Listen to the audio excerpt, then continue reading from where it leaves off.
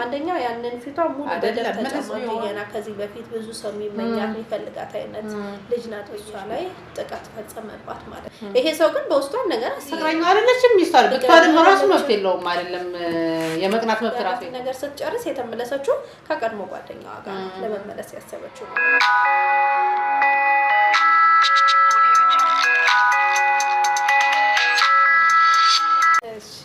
ሰላም ጤና ይስጥልን የተወደዳችሁና የተከበራችሁ የሌጀንድ ቲቪ ተከታታዮቻችን እንደምሰነበታችሁ እንግዲህ ዛሬም ብቅ ብለናል በአዲስ የወንጀል ታሪክ ማለት ነው ሁልጊዜም እንደተለመደው እኛም ያገኘናችሁ አለ እናንተ ሼር ለማድረግ ወይም ደግሞ ለማጋራት እንመጣለን ማለት ነው እንግዲህ እናንተም በታሪኩ ስሙት እውነት ለመናገር በታዳምጡት በጣም ደስ ይለናል ምናወራው ነገር እውነተኛ ታሪክ ነው የተፈጸመ ነገር ነው ሀገር ውስጥም ከሀገር ውጭም የተፈጸሙ አሰቃቂ ድርጊቶችን ነውና እናንተ ደግሞ ይሄን የወንጀል ታሪክ ብትሰሙት ለእናንተ ጠቃሚ ነው በያምናለሁ ተማሩበታላችሁም ጭምርና ሐሳባችሁንም አስተያየት ላይ ጻፉልን ቻናላችን ደግሞ ሰብስክራይብ ማድረግ እንዳትረሱ እንግዲህ ዛሬ በአዲስ ፕሮግራም ተገናኝተናል ማለት ነው በድጋሚ እንደተለመደው በትክክል ፍርድ የተሰጠበት ትክክለኛ የወንጀል ታሪክ ነው ይዘን የመጣ ነው ማለት ነው ዛሬ ደግሞ ወደ አውሮፓ አቀንተናል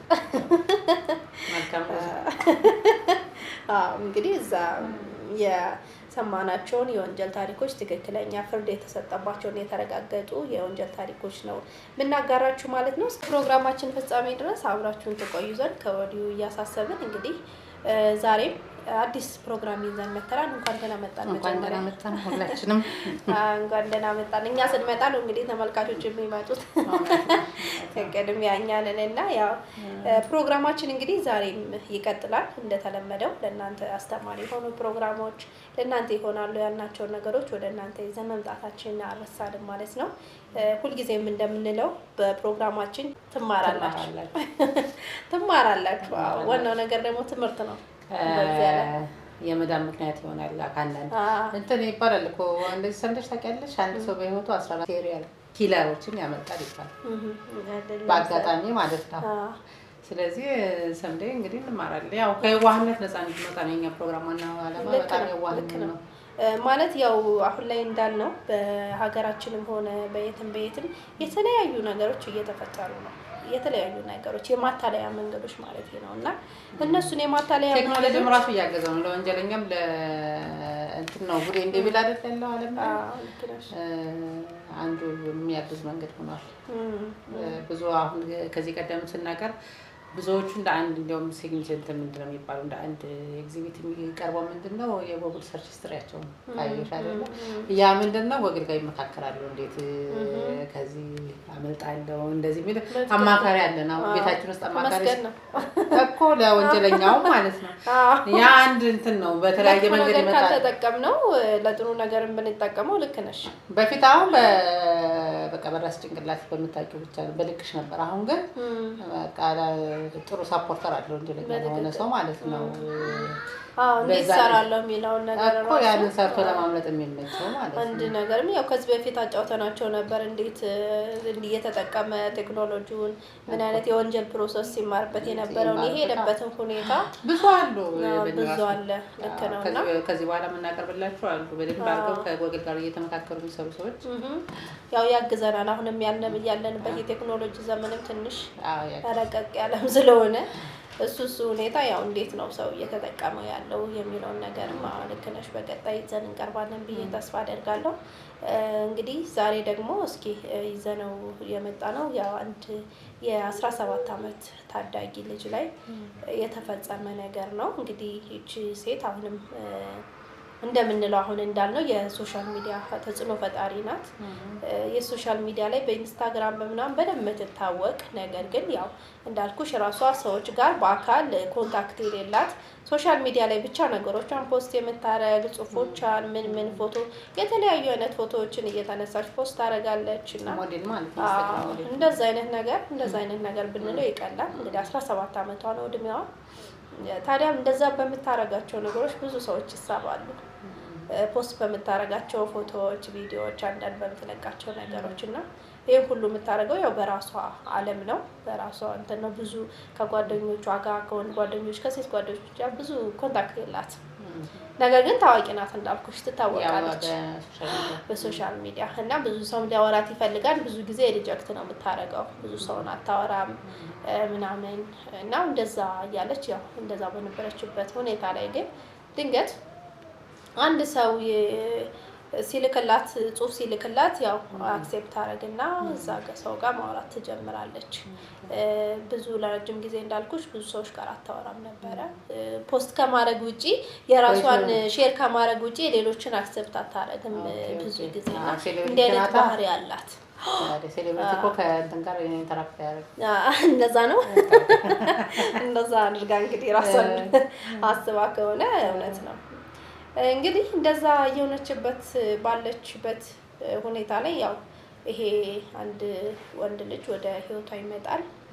ታዲያ እሱንም ቢሆን የቀረበችው እንደ ማንኛውም ጓደኛ ይሆነኛል ብላ ያው የቀረበበት ሲስተም ትንሽ ለየት ይላል መሰለኝ። እንግዲህ እሱን ከሌሎቹ በተለየ ሁኔታ የተቀበለችበት መንገድ እንግዲህ ለሁሉም አስገራሚ ቢሆንም ከዛ እንደዛ ሆነ ተቀራረቡ። ከልጁ ጋር ማውራት ጀመሩ ምናምን መደዋወል በቃ ያለውን ነገር ብዙ ነገር ሼር መደራረግ ጀመሩ ከልጁ ጋር ማለት ነው። ከዛ እሷም እንግዲህ ይሄንን ሰው ስትቀበለው እንደ ፍቅረኛ ሳይሆን እንደ ኖርማል በአካል መገናኘት ጀመሩ። ጓደኝነታቸው አደገ፣ ጠንከር አለ። በአካል መገናኘትም ጀመሩ። ብዙ ነገሮችን አብረው ማሳለፍ ጀመሩ። ከዛ እንደዛ እየሆኑ ከልጁ ጋር የነበራት ግንኙነት የፍቅር የሚባል ግንኙነት አይደለም። ነገር ግን ልጁ መጀመሪያም ያው ስለሚያውቃት በሶሻል ሚዲያ ስለሚያውቃት ያው የወዳት ይፈልጋት ነበር። የኔ ብትሆን የሚለው ምኞትና ስሜት ነበረ። ከዛ ያው ስታወራው ለሱ ሎተሪ ነበር ያው ስትቀርበው ማለት ነው። ሌላ ሴት እንግዲህ አሁን እቺ እንዳልኩሽ አንደኛ ነገር የነበራት ባህሪ ራሱ ከሌሎቹ ጋር ኮንታክት ማታርግበት ባህሪ ራሱ ከሱ ጋር ኮንታክት ስታረግ አክሴፕት አድርጋኛለች የሚለው ስሜት ሊመጣ ይችላል። እንደዛም ሊያስብ ይችላል። አሁን እሱ በእሷ ዘንድ ተቀባይነትን አግኝቻለሁ የሚል ሀሳብ ነው ውስጡ ላይ ያለው። ከዛ የሆነ ቀን ምሽት ያው እንደዛ ሆነ። በእነሱ ያው እንትናችን እንዳወራ ነው የሀገር ውስጥ አይደለም ወደ ውጭ ሀገር እንደሆነ ያው ለተመልካቾች እንዲረዱልን እንፈልጋለን። እና ከዛ ኮንሰርት ነበረ። አንድ ታዋቂ ሙዚቀኛ ለእነሱ በጣም የሚወደድ ላይክ ሙዚቃ ኮንሰርት፣ እዛ ኮንሰርት እንዲሄዱ ጋበዛት። እሷም ያው አድናቂም ስለነበረች የሙዚቀኛው አድናቂ ስለነበረች ጥያቄውን ተቀብላ ያንን የኮንሰርት አብረው ሊታደሙ ተቀጣጠሩ። በዛ ምሽት እንግዲህ አብረው ወደ እንትኑ ሄዱ፣ ወደ ኮንሰርቱ ሄዱ። በጣም ለየት ያለና የሚያምር ምሽት ነበረ። ለሷ በተለይ በጣም የወደደችውና በቃ በህይወቴ እንደዛሬ ተደስቻለሁ ማትለው አይነት ጥሩ ነበረ። በቃ ደስ የሚል ቫይብ የነበረው እንትን ነውና ከዛ እንደዛ ሆነ እንግዲህ እሱም አብረው ነበረች። እሱም ደስተኛ በነበረች በሰዓት እሱ ጋር ቁጭ ብላ ነው አብረው ነው የነበሩት። በጣም ደስተኛ ነበረች። ግን እሱ ጋር ባላት ነገር ሳይሆን በነበረው ነገር ነው ደስተኛ የነበረችው ልጅ። አንደኛ በሙዚቃው ነው፣ ሁለተኛ ግን ከሱ በላይ ያስደስታል ሌላ ነገር ነበረ። እንግዲህ ያው እዛ ሁና የተፈጠረው ነገር ምንድነው?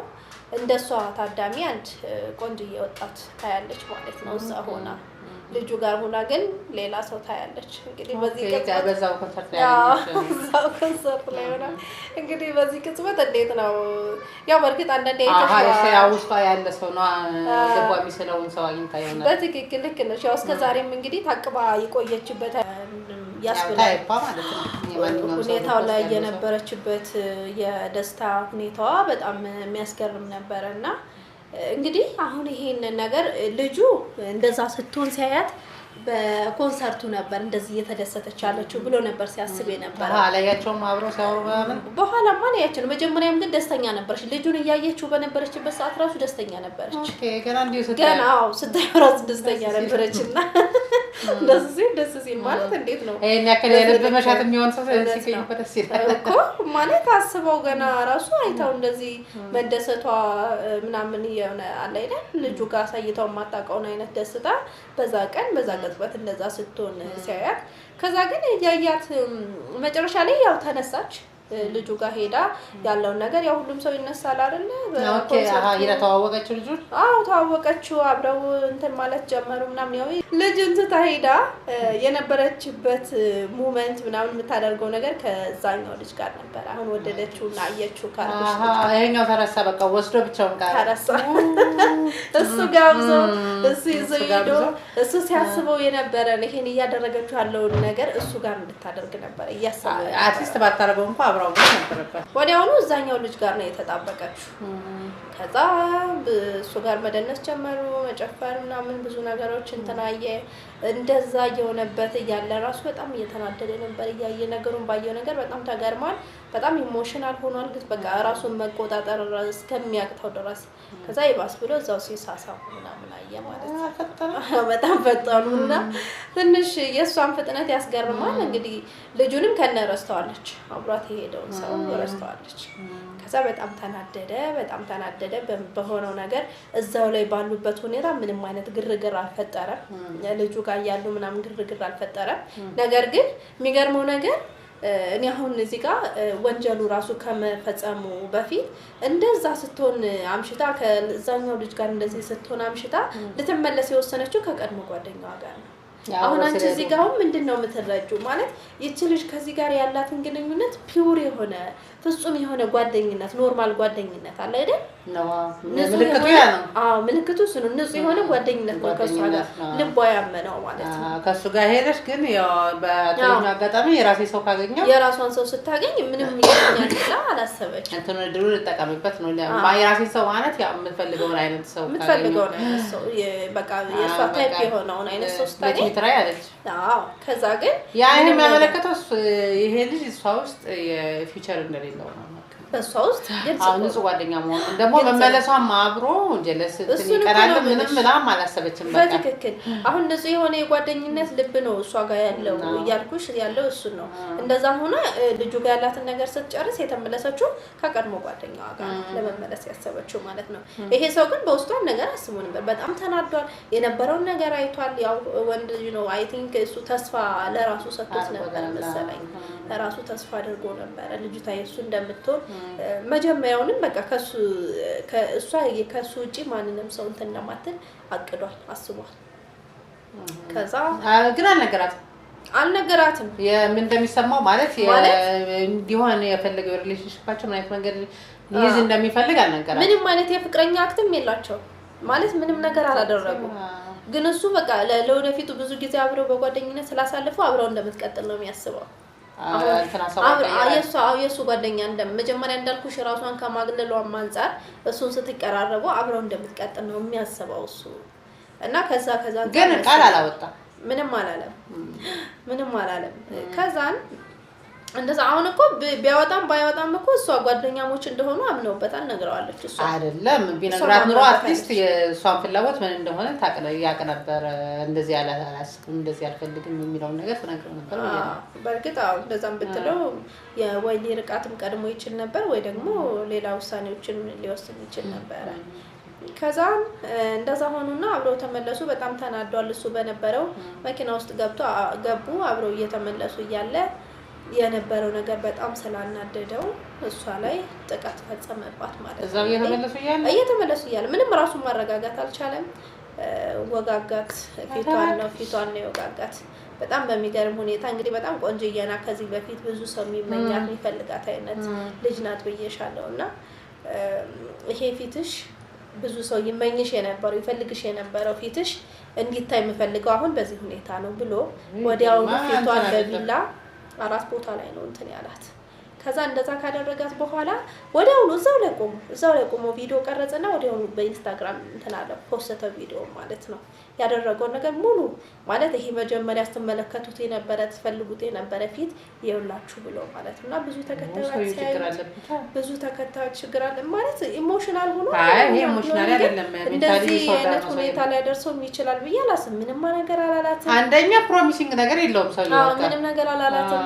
እንደዚህ ፍቅረኛ አይደለችም ሚስታር ብትባልም ራሱ መብት የለውም አይደለም የመቅናት መብት ራሱ የለውም። አሁን ምን ሰዎች አሁን እኮ እንደዚህ ብለሽ እኮ አትሊስት እንኳን ማለት ነው አትሊስት የመቅናት መብት የለውም ይሄኛው የመቅናት መብትም የለውም የማድረግ መብትም መብት ያንን የማድረግ ማንም ላይሰንስ አይደለም። ሚስቶነ ባልሆነ ልጅ ሆነ አጎት ሆነ ማንም መብት የለውም። ማንም መብት የለውም። ለበቀልም ያነሳሳ ነገር አይደለም አይደል? ደግሞ የዚህኛው ደግሞ የመቅናት ኢቭን የመናደድ ራሱ መብት የለውም። ሌላው ቀርቶ ማለት ነው አይደለም እንዴ ማድረግ ምክንያቱም ያ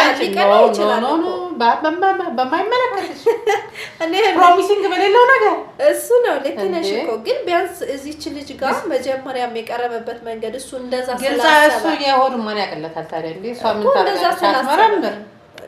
ጊዜ አሁን እንኳን አንዳንዴ ጊዜ ይፈታዋል ብሎ የሚያስቡ ወንዶች አሉ እኮ ጊዜው ሲፈታው ፈታለት እኮ ጊዜው እኮ በቃ ጊዜ ይፈታዋል ማለት እኮ ይሄ ነው። ጊዜ ይፈታዋል ማለት እነግራታለሁ የኔ ትሆናለች። ግን ያን ፍላጎቱን ባንድ ምሽት አጣው። ባንድ ምሽት ሲያጣው ተናደደ ማለት ሴት መቼም የሱ እንደማትሆን አሰበ። ግን የፈታው ብሎ እንደጠበቀው በእርግጥ የሷ ታይፕ ማን እንደሆነ ምርጫው ማን እንደሆነ አሳየው። በቃ ኢትሶኬ ብሎ ሚር ነው ያለበት። ወይም ደግሞ ሜቢ ያለመነገሩ ስህተት ሜቢ ስላልነገርኳት ይሆናል ብሎ ካሰበ ለሚያስቡ ሰዎች እኔ እኮ እንዲህ አይነት ስሜት አለኝ ላንቺ ያን መሆን የነበረበት ማለት ነው። እና ይሄ ያረግሽው ነገር ኮምፎርት አልሰጠኝም ምን ስሜት አለሽ ለኔ ብሎ ቢጠይቃት ይሻል ነበር። ሜቢ ሊኖራት ይችላል። ገብታለች እኮ ልጅቷ ሌላ እንትን ውስጥ ገባች እኮ እዚህ በኋላ ምን የሱ እንደማትሆን ያውቃል እኮ። ለምን አትሆንም? ችግር አለው እንዴ? የአንድ ቀን ነገር ምን እንዳልተፈጠረ በእርግጥ አይታወቅም። ግን ያው ልጁ ስሜታዊ ሆኗል። ምንም ማልሽ ምንም ስሜታዊ ሆኗል። ስሜታዊ በሆነበት ሰዓት ነው እንግዲህ ሁሉ ነገር የፈጸመው። እንደዛ አደረገ። እሱ ሳያንሰው ደግሞ ወዲያውኑ እንደዛ ፎቶ ቀርጾ ቪዲዮ ቀርጾ ደግሞ ለሶሻል ሚዲያ ማሰራጨቱ ነው በጣም የሚያሳየው እኮ። ፍቅርም አይደለም ያለበት ቅናትም አለበት ይመስላል። በቀል እኮ ምክንያት አለ እኮ። በቀል አይደለም የሚባለው ቅናት ነው የሚባለው። ምን አይነት ቅናት ነው? ቅናት ማለት በሷ ፐርሰናሊቲ መቀናቀር የሆነ አግሬሲቭ የሆነ ድርጊት ማለት ነው። ከዛ ወዲያውኑ እንደዛ ሆነ። የሚገርመው ይሄን ሁሉ የሚያደርገው ካስከሬኗ አጠገብ ቁጭ ብሎ ነው። ሞተች ወዲያውኑ ነው የሞተችው። ማለት 4 ቦታ ላይ ነው የወጋጋት። ፊቷን እንደዚህ በቢላ እንትን ያላት አሰቃቂ የሚባል ጉዳት ነው የፈጸመባት። ከዛ ሞታለች ብሎ ወዲያውኑ ራሱ ፖስት አደረገ ጽፎ ምናምን ብዙ ጽፎችን ጽፎ ከዛ የስሟን ጠቅሶ የጋነም ሰዓት እየጠበቋት ነው ምናምን ብሎ የተለያዩ ዘግናኝ የሆኑ ጽፎችን ሁሉ ጽፎ ወሰደ። ከዛ ብዙ ተመልካቾች ሲያዩት ውሸት ነው ነበር ያሉት። ያው ተከታዮቿ ማለት ነው ውሸት ነው የተቀነባበረ ነገር ነው እንደዚህ አይሆንም እሱ አይደለችም። ምክንያቱም አንደኛ ያንን ፊቷ ሙሉ በደም ተጨማሪ ቢሆን ደግሞ ማንስ ወንጀለኛ ነው እንዲያረጋው ፖስተር ያረጋው እኔ እሱ አይደል የሚያስገርመው የሚያሳዝነው እሱ ነው። ከዛ ወዲያውኑ የእውነት መሆኑ ሲረጋገጥ ፖሊስ ቦታውን ሳይቀር ጠቅሶ ማለት ነው ምን አይነት ማለት ምንድነው ይሄ አሁን ምን አይታመለካከት ነው ለሱ ራሱ አክቹአሊ ሁሉ የምለው ነገር አለ። ኖርማል አይመስልኝም ወንጀል የሚፈጽም እውነትም ኖርማል አይደለም።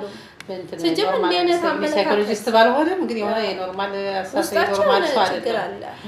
እንደዛ የሆነ ያ ነገር ሲነሳ ነው ችግር የሚፈጠረው ብዬ አምናለሁና ከገደላት በኋላ ያሉበትን ቦታ ሁሉ ጽፎ ለቀቀ። ከዛ ወዲያውኑ ፖሊስ የእውነት መሆኑ ሲረጋገጥ ፖሊስ ተራርዶ ሲመጡ አስከሬኗ ጎን ቁጭ ብሎ ተገኘ። እሱም አለዛ አብሮ ቁጭ ብሎ ከዛ ፖሊስ ሲመጣ ቢላውን ወደ ራሱ እንደዚህ አድርጎ ማንም ሰው አይነካኝም ሊያዝ ሲል ቢላውን ከእንትኑ አንገቱ ላይ አድርጎ ማንም ሰው አይነካኝም እንዳትጠጉኝ እና ምን ከዛ አሁን እሱ ቢሞትስ ምን ማንም ሰው ምን